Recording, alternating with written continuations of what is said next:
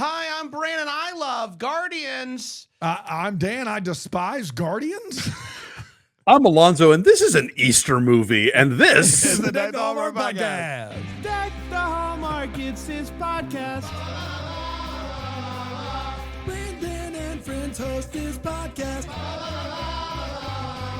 We hope you like this jolly podcast.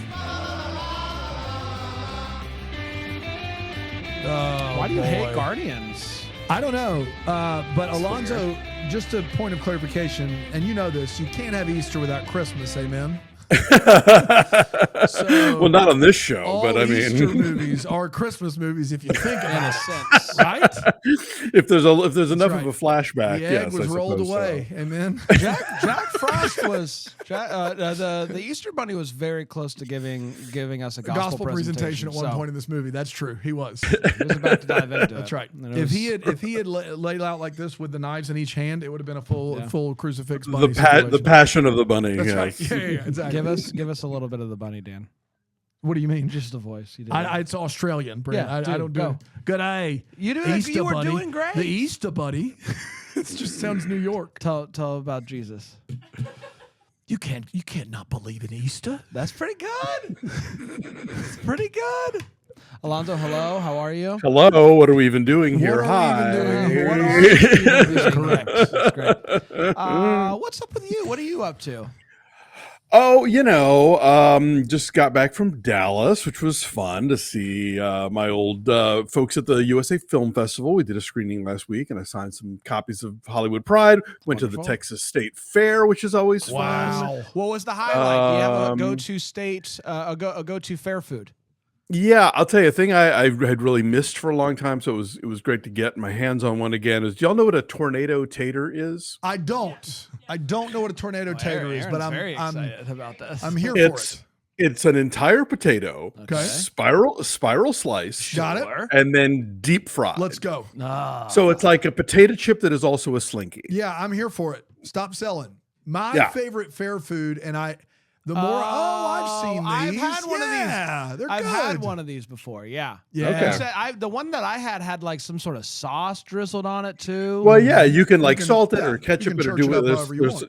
Absolutely, My yeah. go-to fair food's called an elephant ear. You guys ever heard Oh of it? yeah. I love an elephant ear. It's like Sure. take the funnel cake out of it and make it one big giant like slice of fried dough. Thin, but like this, cinnamon sugar on it.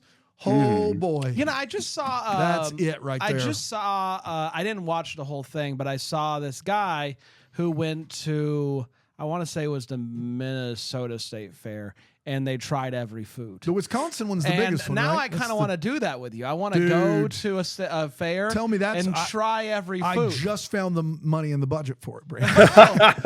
Let's We like turned it stop over. selling. We could meet Alonso in the Texas one next year. I'm Well, here for it. When I lived in Dallas, I learned early on the hard way that I had to have a food day and a ride day. You can't Do both. You can't do no. a food ride combo. Are you a big Big- ride guy? I used to be, now not so much. But like there was a time where like I don't care how like carny it looked. I'm like, yeah, I'll get on that thing. I'll give Why it a not? shot. Alonso, your review might be out at this point, but I've not read it yet. So if you could give me a one-word reaction to Megalopolis, that would be great. How about overstuffed? Yeah, fair. I saw the something- trailer and I'd seen more than most movies. Did the screening you see have an interactive part with the audience? So yeah, so there is a point during the film where like somebody who works in the theater has to go down and do a thing in front of the screen, and like the house lights go up, and it's I think Coppola has been down this road before. Like I think Twixt or one of his tiny movies of recent years involved some sort of a theatrical interaction. But yeah, my favorite joke that I saw about this on social media was somebody saying, "Look, Kenny, I don't care. One person bought a ticket to the 1015 Megalopolis, so you got to get over to House 5 right now." So that is From what I gather, outside of the big city premieres, that won't be the case. They'll have it like an ADR because that was my question. off camera. Was what's going to happen if I go to see Megalopolis, which I'm not planning on, but what happens if I go to see it? Yeah, my understanding is you will hear it in the movie. So it's Okay. off camera interviewer is my understanding. Yeah, I mean, like if the person in my house said anything, we didn't hear it, or at least they got lost in the din of everything else. It just sort of felt more like some weird kind of shadow play. I don't know what's going on, but yeah, I imagine there's probably maybe the IMAX version or the big city version or whatever, and then there's the sort of straightforward theatrical mix that will have it just included on the soundtrack. Yeah, it's a lot. It's a lot. It's the next Godfather, according to Alonso Duralde. Wow, That's what I there just heard. It's more like the next one from the heart. So take that for what it's worth. Well, you might be wondering, is Rise of the Guardians a lot? There's only one way to find out. That's what we're talking about today. Rise of the Guardians.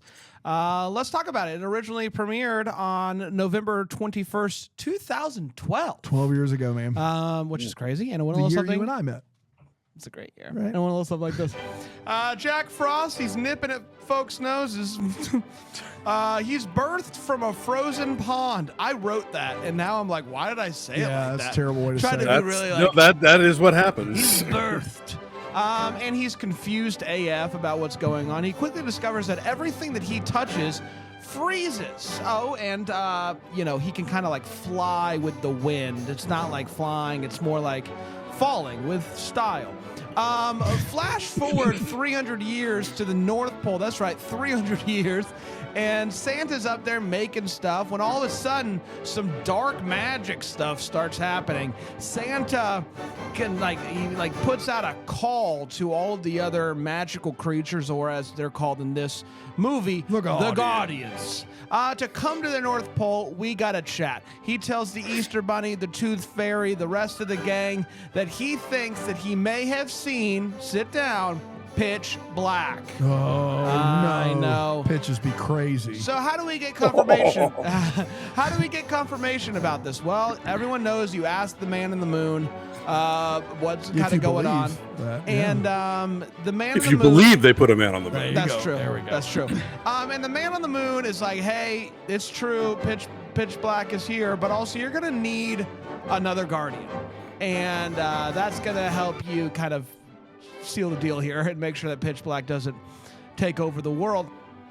And the new Guardian is going to be Jack Frost. The gang is not excited about this because Jack Frost is less of a Guardian and more of a little stinker. You know what I mean? He's all about the fun. He's over there, he's nipping at noses, as I mentioned. Yeah. And just kind of having a lot of nose nipping. He's a loose cannon. He is. No one knows what's going on. But his goal really, though. Reminds me of a young Captain Kirk from Star Trek. Okay. and Abrams version. Yeah, of course. And what he wants is to make kids laugh. That's really all that he wants. One day, Jack is transported to the North Pole and told that he is a Guardian. Santa believes that every Guardian has a center. Santa's center is wonder. So Jack has to figure out his center, what drives him, and then once he does that, if you will, he will feel like a Guardian. So Jack also finds out there's a lot being thrown at Jack all at once. He finds out that, and you know this, Dan, but baby teeth hold memories of the past. Yes. Yeah. They're similar to water in Frozen 2. That's exactly right. So Jack has a lot of questions about who he is, where he came from. He's been wondering this for 300 years. If he can get his hands on those baby teeth, got to get them baby teeth. Then he'll know. That's exactly right. Now, Pitch Black, PB, as we'll call him, he's up to no good. PB&J, Jack Frost. That's exactly right. That's what he wants. Yeah. His whole thing is that he wants to ruin kids' faith in the Guardians, because if they lose faith in the Guardians, they won't, they'll be sad, and he can scare them with dreams and stuff. Really, he just wants people to know that he is real, because he's just not very popular. So what he does first, and you got to do this, he raids the Tooth Palace like a kid on Halloween. He's going nuts over there.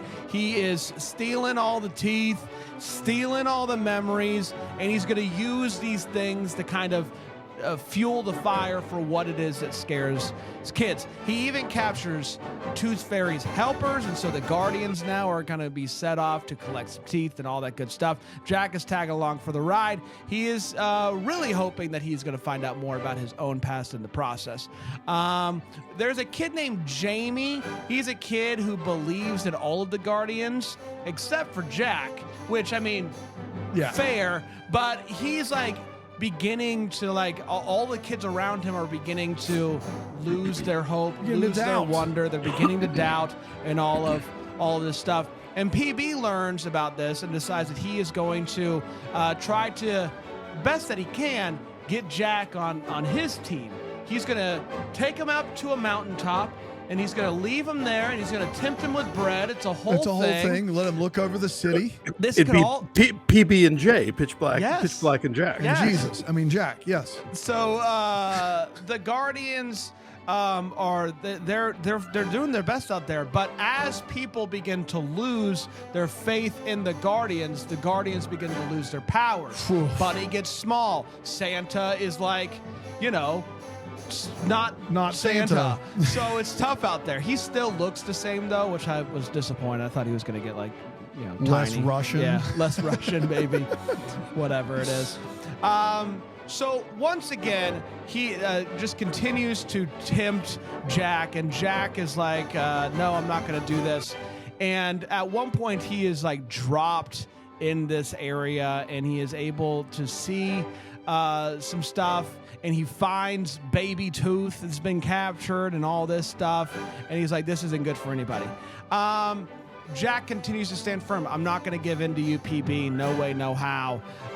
Baby Tooth helps Jack unlock his memories, and we find out that Jack, when he was just a regular old kid, saved his sister's life on the ice, and in the process fell through the ice, and he died. That's some serious stuff. So now, though, he knows he has what it takes to be a Guardian. So he goes back out there and he's like, let's go. And Jamie, being the last kid to believe, he goes into Jamie's room. He causes it to snow in his room, and he finally sees Jack. We did it. And so the Guardians come together. They face PB. Jack realizes that his center is fun. And so we're not going to run away from this guy. We're going to have some fun. We're going to add, a lot of fun to the mix here. Jamie goes over. The other kids begin to come. They start to believe again, and with the belief of children, the fun of Jack Frost, and the power of the Guardians, and their renewed faith that the kids have in them, they are able to defeat PB. And at the end, Jack fully embraces himself as a Guardian, and he is ready to spread the good news. Nope, to spread fun to the world. Both and, am I right? And that, my friends, was The Rise of the Guardians. We did it. We did do it. We're going to take a Yes. quick break. We're going to come back. We're going to break this movie down with 4 segments here on Deck the Hallmark.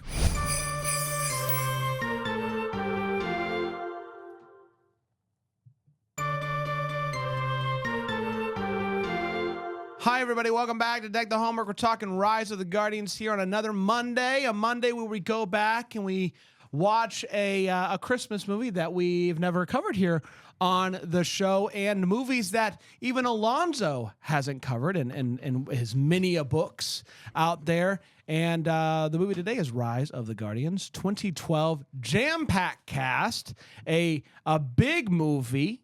What are our thoughts on it? We're going to share our hot takes right now, and I'm going to start with you, Alonso. Alonso, Rise of the Guardians, what'd you think? Whew. All right. Well, apologies in advance to the people in the chat who are fans of this movie. Whoa, man. I gave this movie kind of a tepid review when it came out, and I like it less now. I kind of feel like with this world they're creating, and the world building here is tough going for a lot of it, tough sledding perhaps in the parlance of Jack Frost. They find the least interesting way to bring us into all of this, because what we wind up with is, Joseph Campbell, the power of myth, the reluctant hero. Like, that's what like Star Wars is built on. That's what so many stories are built on. And this entire movie is about waiting for Jack Frost to get his groove on, and he's maybe the least interesting of these Guardians and what they do and their function in the world. And so I found myself not caring about a lot of it. I think a lot of the animation has not aged well in terms of like character design and stuff, and Daniel, I know you love a 3D movie, and I did see this in 3D originally, and watching it now is just like all of the whooshing and swooping of the 3D movies of that moment got really distracting. I bet this thing slapped in 3D. I bet it really did pop. I mean, if that's your jam, like by that point, I mean, I think as somebody who had to go see every single 3D movie, I got real burned out on it real fast. Yeah. So yeah, this I get why this movie has a cult, and you know, every kid's movie, if you see it at the right age, you know, sticks with you for whatever reason. But not a fan. Sorry. Fair. I'm also not a fan. Uh-oh. One. Is it down to me to save this thing? So, am I the Jack Frost? I found this movie to be. So I was watching this movie, thinking about my kids as I was watching it, and I'm like, is this going to be a movie that I show to my kids? And the answer is no. I'm not gonna. Like, at least right now, I'm not going to show this movie to my kids. Terrifying. I think it's downright scary. Yeah. The Pitch Black is why they didn't have to go this hard. They went hard. They didn't have to go this hard. They went really hard on Pitch Black, and he's downright scary. Things you don't mess with kids is freaking their sleep. You don't mess with that. They already have a hard enough time sleeping. They're already having bad dreams. And then you got this guy coming in there and being like, hey, you like ponies? Not anymore. And it's like, hey, man, tone it down a little bit. But on top of that, like, let's just throw the they didn't have to go that hard. I agree. I felt like just getting Jack Frost is to believe in himself as the fun guru. It's like, okay, I guess I didn't necessarily care for the way in which they got there. I like the idea of the Guardians and they're working together and blah, blah, blah. I like the idea of it. I didn't mind the animation. I thought that it was fine. There was some stuff that I thought actually looked still really good. Although I do understand what you're talking about. But yeah, this movie just didn't do it for me. It didn't give me the Christmas feels. It didn't give me, I can't wait to watch this movie with my kid feels. And so then I'm just kind of left with, well, it was a movie and I wasn't bored during it, but I didn't love it. Dano? Yeah, a hearty meh from me. I think that there are moments in this movie that really stand out as being exceptional. There are a few, like the scene where Jack Frost gets the last kid who believes in any of this to like shows that his belief had some to put something behind his belief and to reward him for his belief. I think is a really great scene. Weirdly enough, I told Brand this movie would work better as a live action movie. Like if this was a movie where they actually made it with special effects, but made a live action version of this, then I think it works better. As it stands now, animation, in my opinion, didn't hold up at all. I guess in 2012, it was a style choice. It's overstuffed to the gills. It feels very manic and like there's a writer's room without a head writer. It does. You don't really know. Everyone's jockeying for most important story, and then in the end, we kind of find out that it's Jack Frost. But it's kind of a mess on that front. Yeah, I do think the direction for an animated movie, the direction's very cinematic. And this guy goes on to do Into the Spider-Verse. I think he knows what he's doing. This is the first thing he's ever directed. But as it stands, it just doesn't feel like it has the narrative focus and direction it needs to have for this to work. And to Brand's point, it's kind of scary. Like it's not scary in a PG way for my kid. Like, I don't know. It's definitely a PG movie, but the what they do with sleep and dreams, I don't think I'd show my 8-year-olds. And so I just was kind of like, I was kind of left feeling there are moments in this movie that there's magic. And then the rest of the movie, I was just disappointed by. And I feel like it would be better if it wasn't animated. Daniel, would this make your kids more or less frightened of the Tooth Fairy? Oh, they're kind of over the Tooth Fairy, which is one of my wait what's. I think that it wouldn't help. I seem to recall one of them was already not down with the idea of a stranger showing up with change. Yeah. No. That was a big hurdle, and then it was just like, well, when they get money, they're very excited about money these days. The best gift you can give my child is an envelope with money in it. Right now, they just think it's the best thing ever. I think that the Tooth Fairy is weird. I would say the Tooth Fairy is the least creepy of all of them, though. Yeah, I mean, probably. there's some. I mean, the Easter Bunny. I don't want any part of that guy. I don't want any part of Crocodile Dundee with knives, Long ears. That's an Easter Bunny. No, it's a no for me. So yeah, I don't. The movie doesn't fall into any. I just think it's a movie that if you like it, and if you were a certain age when it came out, it probably is a classic. There's people in the chat who say it's an every year watch. So I'm not here to yuck anybody's yum. For me, it was just kind of like there are two scenes that I found really special and really magical, and the rest of the movie was like I wish it would have been live action. I think a $200 million live action version of this would destroy. I think it'd be great. with Martin Short as Jack Frost. Well, yeah, I mean, of course, who else could play it? Thank you. I was gonna say this movie's already been done. It's Santa Claus. Martin Short is the Chris Pine of real life, and I've said that for years. For what it's worth, this was a $145 million movie. Holy So. moly! I can I redo my review? This movie sucks. What in the world? Man, that's a lot of money. Yeah. I mean, Alec Baldwin's not going to work for free. These days he might. It's time for all the feels. We're talking about the feels and stuff. What you got, Alonso? Well, as soon as like we're in the North Pole and the non-speaking but slapstick elves show up, I had to check dates, and of course this is 2 years after Despicable Me. So many post Despicable Me movies like give you some version of the Minions, including the first, not so much the second, Christmas Chronicles movie on Netflix. Correct. So that was like, then again with this, but I did like the Yetis. I thought the idea that the Yetis actually make toys and the elves are just sort of underfoot, fun idea, and had some fun comic reactions. So that was my feel. I was like, oh yeah, the Yetis, they're cute. I've talked about before how I feel like there's some movies that just like, I'm like, oh yeah, if that was a thing, that'd be how it worked. Like a Brains, it's Inside Out. Yeah, It of course, it yes. tracks for me. I'm glad it tracks for you. This movie, I felt like did Tooth Fairy as well as I've seen it. The idea of Tooth Fairy having, other little fairies that go out and then they come back and there's a storage place for each kid's teeth. You know what? It tracked for me. It finally made sense. It all snapped in. And so this movie is now the gold standard of Tooth Fairy lore for Brand. Put it on the box. And Take that, The Rock. That's right. That's exactly never stood right. a chance. That's exactly right, Dwayne. Dwayne the bathtub. Dwayne the bathtub. I'm drowning. That's Dan? right. As the person who I think was highest on this movie of the three of us, I can't believe it. There are two scenes that really work for me. The scene where Jack Frost and the last kid that believes, that scene I think really works for me. I think there's something about this kid going, just give me any sign at all, and just throwing the bunny down and then the whole thing coming to life. I thought that worked.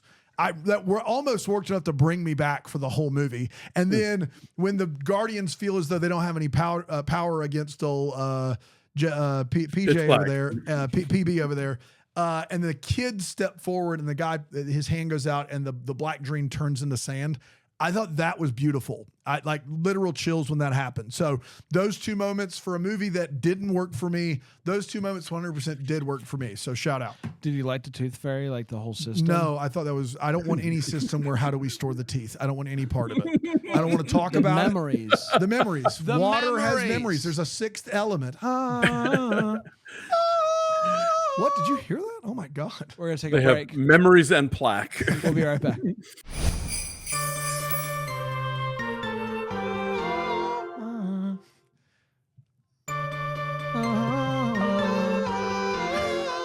Welcome back. You know where the place where the Tooth Fairy stores all the teeth? Yeah. You know what it's called? What's it The called? cavity. Oh! Okay. Well, I was going to say Toothopolis, but that's before your time. It was an old Crest commercial. Oh, fantastic. Shout out to Crest. Sponsor us. I don't know.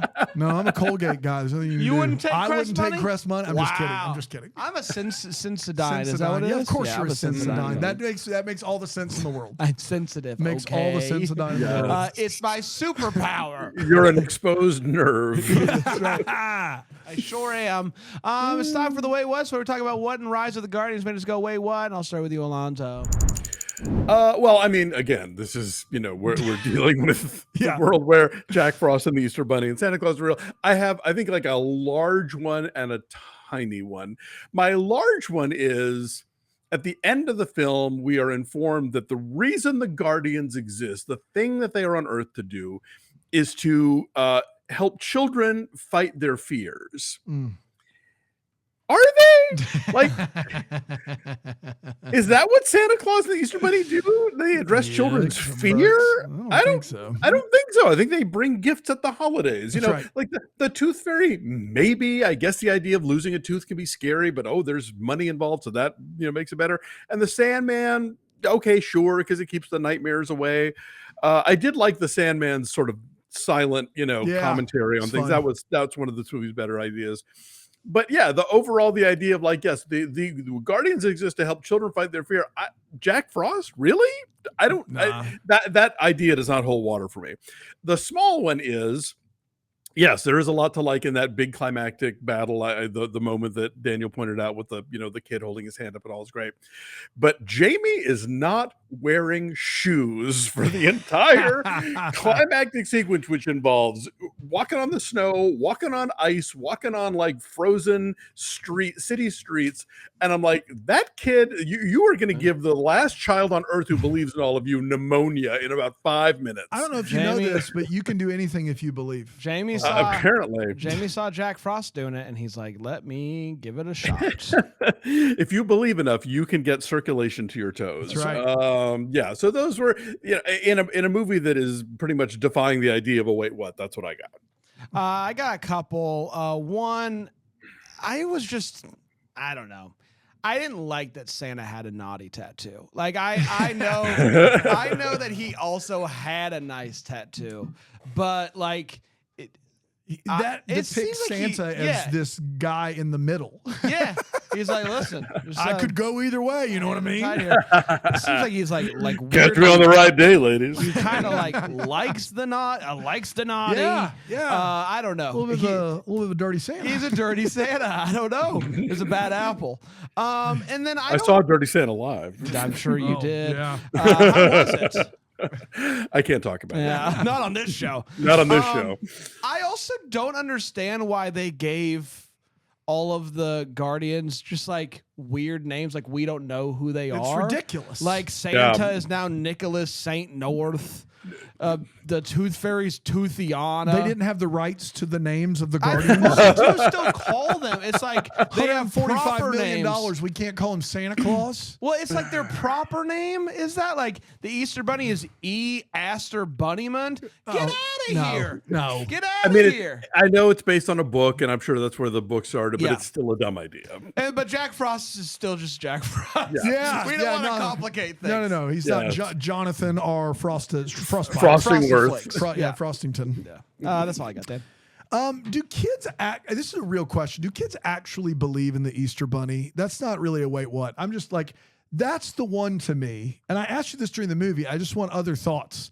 That like I get that kids do believe in the Tooth Fairy and Santa Claus. Do kids think the Easter Bunny is real when they are little? My kids never did. I never did. I don't know that. Did you? I want to say the very young kids will buy that premise. But like that's the first one to go, right? It's got to be. Yeah, that or Tooth Fairy. One of those is probably the Easter first one to Bunny's fall like, by the well, of wayside. course they're just bringing eggs. Why? I don't know. We got to hunt them. Doesn't make sense. Well, and like I feel like Easter Bunny, like every family does Easter a little bit different. I feel like by and large, most people do Santa in a similar way. So when kids like talk about Santa, they have this uniformity of it. Where Easter Bunny, it's kind of a free for all. Free for all. My Easter Bunny brought like legit gifts. Some people only do the Easter. The Easter Bunny only does the Easter egg kind of. Like I feel like it's a pretty wide range of things that the Easter Bunny does. The other thing is because of the household I grew up in, we didn't do like the Easter Bunny. Absolutely. Are you kidding me? Like, absolutely not. So I didn't know if it was just me. But what if you brought tracks like this Easter Bunny does? Ooh, Easter Bunny that has a knife, and each knife has a Bible verse on it. That's right. Yeah. You call that a track? That's a track. There is a not good movie called Hop where James Marsden plays an adult who's way into the Easter Bunny. Yeah. And they bend over backwards to try and give the Easter Bunny the same kind of mythic stature as Santa Claus. And it's like, no. Yeah, that's my thing is it doesn't line up with the rest of these. Like Sandman, you're not supposed to know about, obviously. Jack Frost is in its own world. My two actual wait whats are these two. There's a 2002 movie called K-19 The Widowmaker, and I never get a chance to talk about that movie and how ridiculous it is. But the guy who is the captain of a Russian submarine is played by Harrison Ford. Yes. Han Solo, Indiana Jones.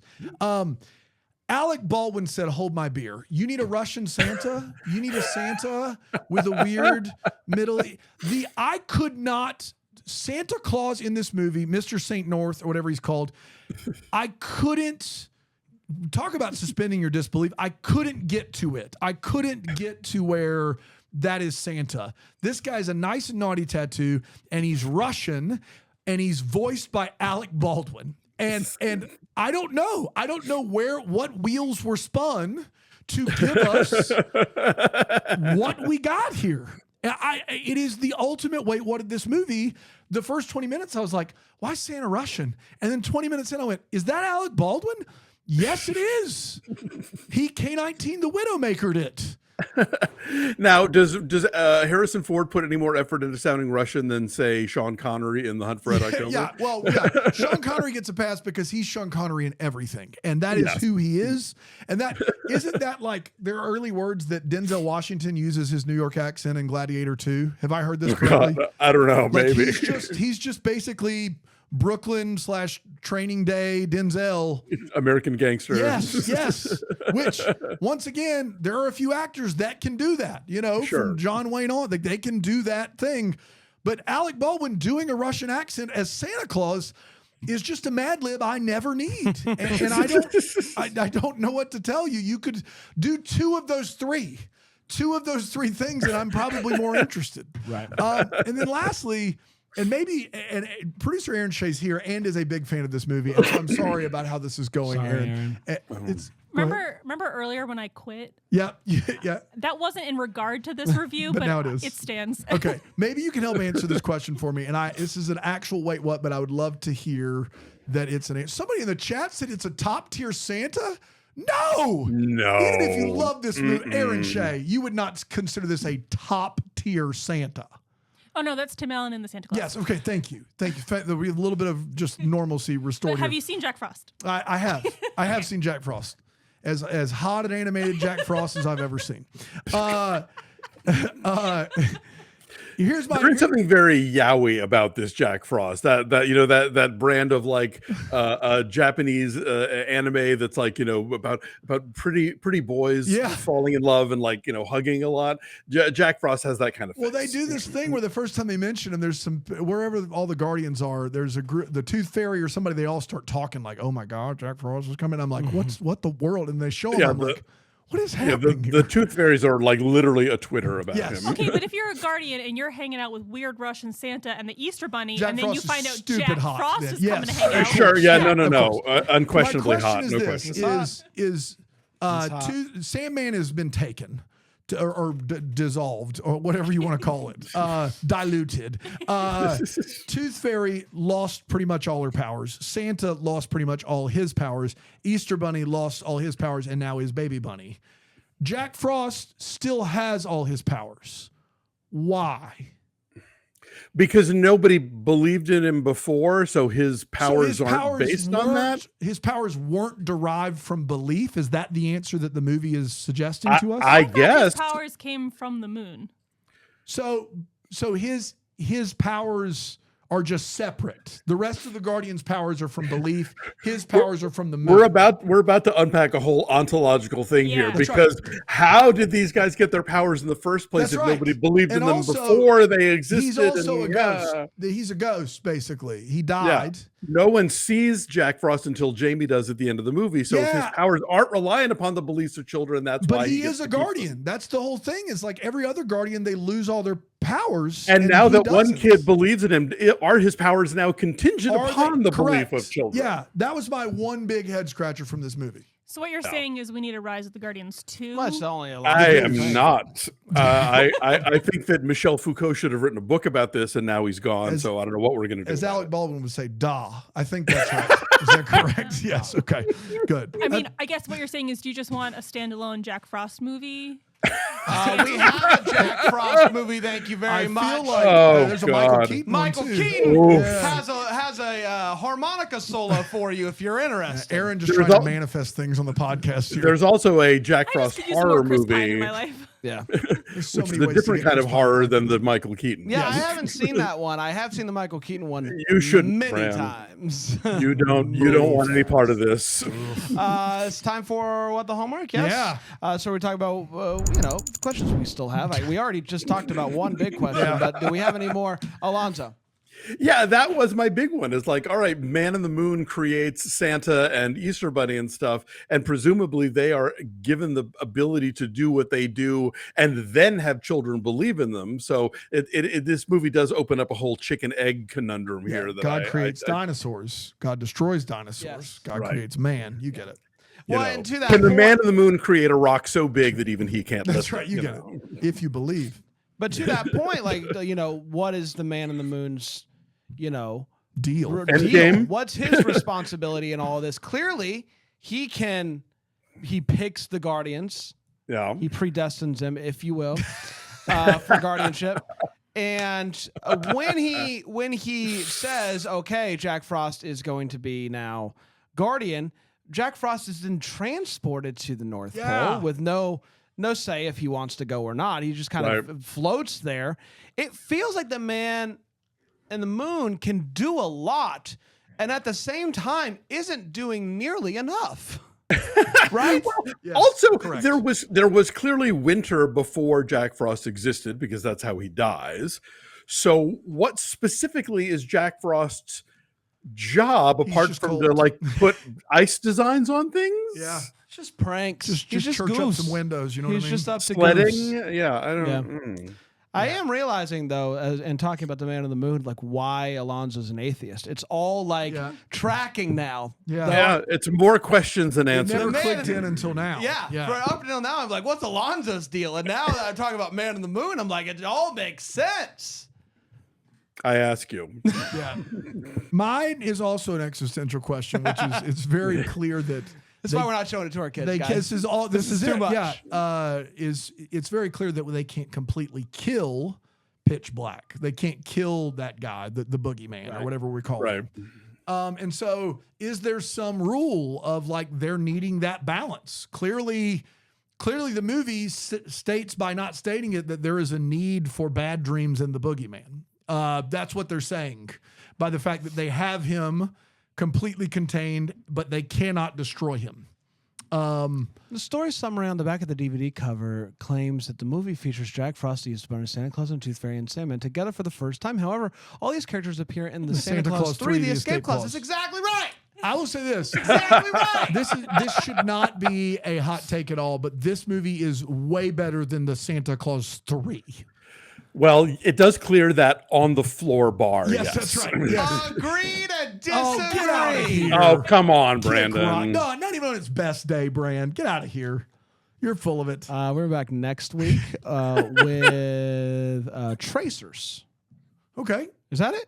Tracers or Trancers? Trancers. Trancers. Or I is it think. Prancer? Trancers. It's Prancer, Prancer, Trancers? It might be Prancer, actually. Trancers, 1984. Okay. Yes. Why not? Somehow, I'm saying this, and the two that like put their heads together for the list are both like, hey, guess is as good as mine. Trancers, 1984. There you go.